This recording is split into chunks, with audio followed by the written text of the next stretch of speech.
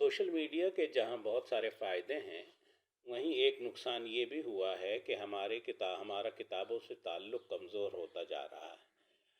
ہمارے پاس موٹی موٹی کتابیں پڑھنے کا وقت ہی نہیں ہے۔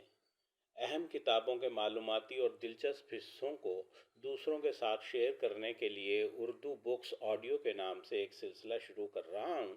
اس لیے اس سلسلے میں میری کوشش ہوگی کہ اہم کتابوں کے دلچسپ اور معلوماتی حصے سننے والوں کے ساتھ شیئر کیے جا سکیں۔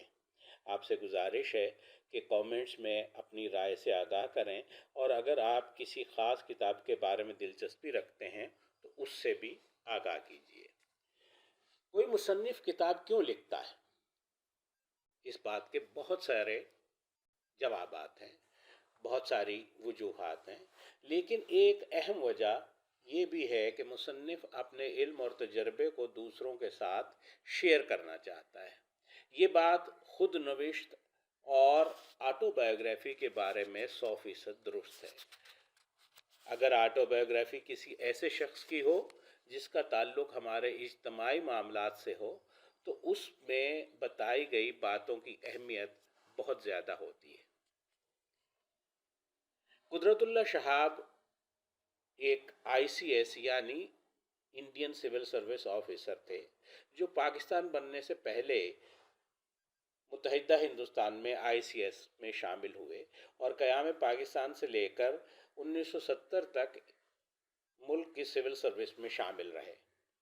انہوں نے اپنے مشاہدات اور تجربات پر مبنی ایک خود نوشت شہاب نامہ کے نام سے لکھی ہے، جو ایک تقریباً 1200 صفحات کی بہت ہی ضخیم کتاب ہے۔ اس کتاب کے بہت سے حصے اتنے دلچسپ اور معلوماتی ہیں کہ ان کو پڑھنا ہر پاکستانی کے لیے بہت ضروری ہے، اور ہمارے ملک کے نظام پر نظر رکھنے والی جتنے بھی افراد ہیں ان سب کے لیے بھی ضروری ہے۔ لیکن سوشل میڈیا کے اس دور میں بڑی بڑی کتابوں کو پڑھنا اور ان سے کے اہم حصوں کو تلاش کرنا مشکل کام ہے۔ اردو بکس آڈیو میں میری کوشش ہے کہ ہم شہاب نامہ کے معلوماتی اور دلچسپ حصوں کو شیئر کریں۔ آج کی پہلی قسط میں آپ کے ساتھ شہاب نامہ کے ICS کے بارے میں تاثرات اور اس کے پس منظر کے بارے میں معلومات پر مبنی ہے۔ پاکستان سول سروس کس طرح موجودہ مقام پر پہنچی اور اس لیے اس پس منظر کو سمجھنا بہت ضروری ہے۔ تو آئیے شہاب نامہ کے ان دلچسپ حصوں میں سے ایک دلچسپ حصے کی آپ سے شیئر کرتا ہوں۔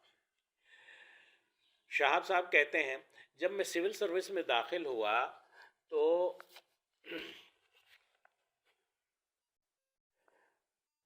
بے اما اور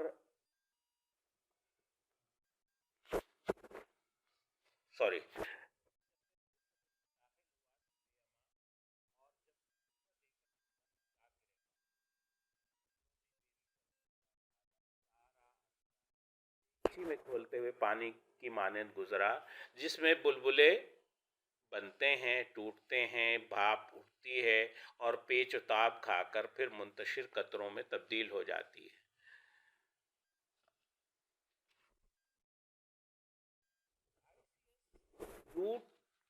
ICS نے لوٹ کھسوٹ میں جنم لیا، مار دھاڑ میں پروان چڑھی، سلطنت آرائی میں عروج پایا اور بر صغیر میں آزادی کے نزول کے ساتھ ہی دم توڑ دیا۔ جب ایسٹ انڈیا کمپنی نے جنوبی ایشیا میں تجارت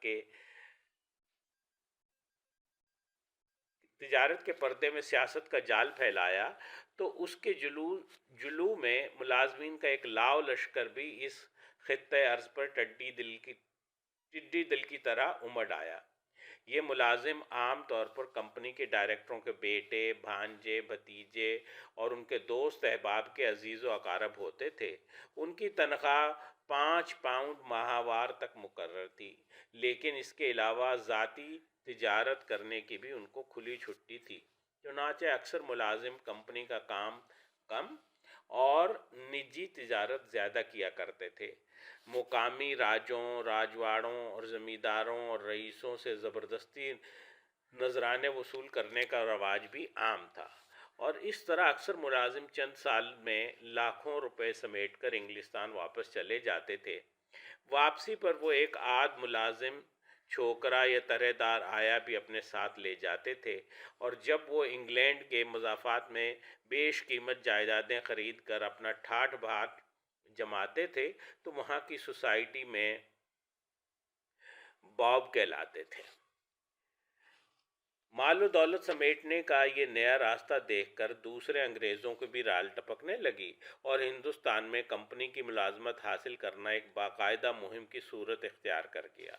अब लंदन में डायरेक्टरों की बर आई और उन्होंने भी खुले बंदों हाथ रंगना शुरू कर दिए। चुनाचे कंपनी की असामियाँ फ़रोख्त होने लगी। डायरेक्टर साहिबान एक एक असामी की कीमत 2000 से 3000 पाउंड तक वसूल करते थे।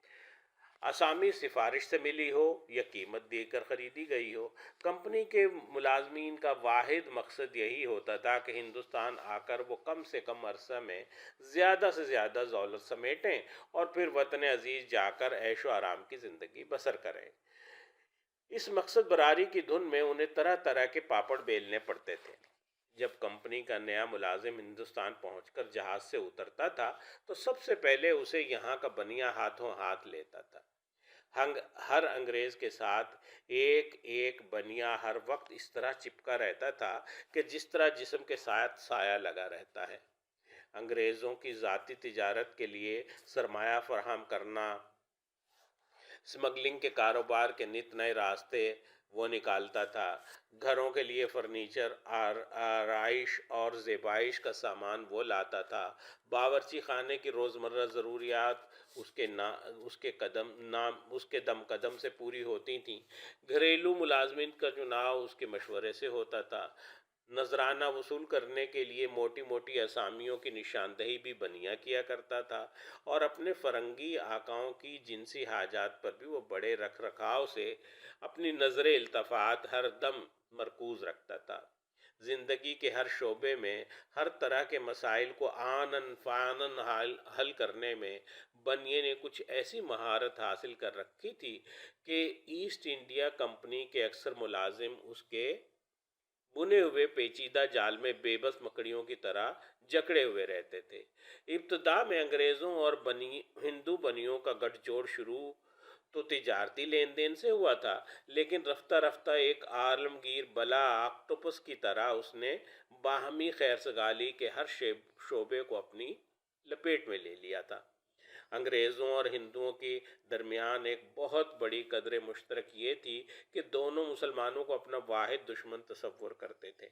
ये मिली भगत खूब रंग लाई जब अंग्रेज़ों ने बर्रे सग़ीर में अपना तसल्लुत जमाने का आगाज़ किया, तो तिजारती बनिया उनका दस्ते रास्त था, और आज़ादी के बाद जब उन्होंने ये खित्ता अर्ज़ छोड़ा तो सियासी बनिया उनके हम कदम व हम राज था। ये महज हुस्न इत्तफाक ही न था कि हिंदुओं ने जिस अंग्रेज़ से छुटकारा हासिल किया था उसी अंग्रेज़ को बरज़ा रग़बत भारत का पहला गवर्नर जनरल भी तस्लीम किया। ब्रिटिश फरासत और बनिया सियासत की ये कामयाबी चाणक्य के फ़लसफ़े रियासत के ऐन मुताबिक थी, जिसमें राजनीति के कारोबार में झूठ और फ़रेब वाजिब है और ज़रूरत के वक्त गधे को भी बाप बनाने में कोई हर्ज नहीं है। 150 साल पहले इन दोनों का नस्बुल ऐन मुसलमानों के बने बनाए इक़्तिदार को पामाल करना था। आज़ादी के बाद दोनों का मकसद एक नई उभरती हुई इस्लामी ममलिकत को दरहम बरहम करना बन गया। यूँ तो बनियागिरी आमतौर पर एक इनफरादी पेशा है और पेशा था, लेकिन कलकत्ता में चंद मंचलों ने मिलकर बनियों की एक कंपनी भी खोल ली थी जिसका नाम 4 यार था। अपने अपने बनिए की सरपरस्ती से कंपनी के अंग्रेज़ मुलाजमों کی پانچوں گھی میں اور سر اکثر کڑھائی میں رہتا تھا۔ صبح 7 بجے کے قریب جب صاحب بہادر کی آنکھ کھلتی تھی تو سب سے پہلے حمال دبے پاؤں کمرے میں داخل ہو کر کھڑکیاں اور دروازے کھولتا تھا۔ مسالچی بستر پر تنی ہوئی مچھردانی سمیٹتا تھا۔ ایک طرف سے بیرا چھوٹا حاضری کی چائے پیش کرتا تھا، دوسری جانب سے حجام لپک کر بڑھتا تھا اور صاحب کے سر کے نیچے 2-3 تکیے رکھ کر لیٹے لیٹے ہی اس کی شیپ بنا دیتا تھا۔ چلمچی اور آفتابہ لا کر بستر ہی میں اس کا ہاتھ منہ دھلوایا جاتا تھا۔ اس کے بعد جب وہ بریک فاسٹ کے لیے بیٹھتا تھا تو یہی حجام کرسی کے پیچھے کھڑا ہو کر اس کی سر کی ہلکی ہلکی مالش کرتا تھا، بال بناتا تھا اور وگ جماتا تھا، کانوں کا میل نکالتا تھا اور ہاتھ پاؤں کی انگلیوں کو چٹکاتا تھا۔ ناشتہ ختم ہوتے ہی حقہ بردار حقے کی نلکی اس کے منہ میں دے کر خود پیتل کی ایک چمکدار پھونکنی سے چلم کو سلگاتا رہتا تھا۔ حقے کی پہلی گڑگڑاہٹ کے ساتھ ہی صاحب کا بنیا جھک جھک کر سلام کرتا ہوا کمرے میں داخل ہوتا تھا۔ اس کے بعد ملازموں کی فوج ظفر موج کا ریلا اندر آتا تھا۔ خانسامہ، بیرا، مسالچی، حمال، مالی، بہشتی، کتے والا، پنکھے والا، دھوبی، درزی، سب باری باری سلام کر کے اپنی دن بھر کی ضروریات پیش کرتے تھے۔ بنیا انہیں پورے کرنے کا بیڑا اٹھاتا تھا۔ اس کے بعد دفتر کے منشی، متصدی، پیشکار اور ہرکارے، چوبدار اور چپڑاسی پیش ہوتے تھے۔ 10 بجے صاحب کمرے سے برآمد ہو کر اپنی حیثیت کے مطابق گھوڑے یا پالکی یا فٹن پر سوار ہوتے تھے۔ ان کے سر پر چھاتا کھلتا تھا اور آگے پیچھے 10-15 چوبداروں اور برق اندازوں اور چپڑاسیوں کا جلوس چلتا تھا، جو بڑی خوبصورت رنگین وردیوں میں ملبوس ہوتے تھے۔ کچھ وقت دفتر میں گزار کر سارے مقامی انگریز 1 بجے ٹفن کے لیے جمع ہو جاتے تھے۔ لنچ پر 15 سے 18 تک کھانے کے کورس اور 5 قسم کی شرابیں ہوتی تھیں۔ 4 بجے کھانے سے فارغ ہو کر شام کے 7 بجے تک قیلولہ ہوتا تھا۔ اس کے بعد باربر ایک بار پھر ان کے کان کی میل نکالتا تھا، انگلیوں کا جوڑا چٹکاتا تھا اور بال سنوار کر سر پر وگ جماتا تھا۔ 8 بجے سب لوگ اپنی اپنی سواریوں پر ہوا خوری کے لیے نکلتے تھے اور 10 بجے ڈنر کے لیے بیٹھ جاتے تھے۔ ڈنر کے بعد رات گئے تک حقے اور شراب کا دور چلتا تھا۔ اس محنت شاقہ کے عوض میں یہ لوگ چند برس میں لکھپتی بن کر اپنے وطن سدھار جاتے تھے۔ دولت سمیٹنے کے اس کاروبار میں نذرانوں کی وصولی کا بڑا اہم مقام تھا۔ نذرانہ اور دیگر رشوت ہی کا دوسرا نام تھا۔ دراصل رشوت ہی کا دوسرا نام تھا۔ سب سے بڑا نذرانہ لارڈ کلائیو نے بنگال کے غدار میر جعفر سے وصول کیا تھا۔ اس نذرانے کا تخمینہ 30 لاکھ پاؤنڈ کے لگ بھگ تھا۔ یہ تھا قدرت اللہ شہاب کا ICS کے آغاز کے بارے میں تاثر، جو انہوں نے اپنی کتاب شہاب نامہ میں لکھا ہے۔ Thank you.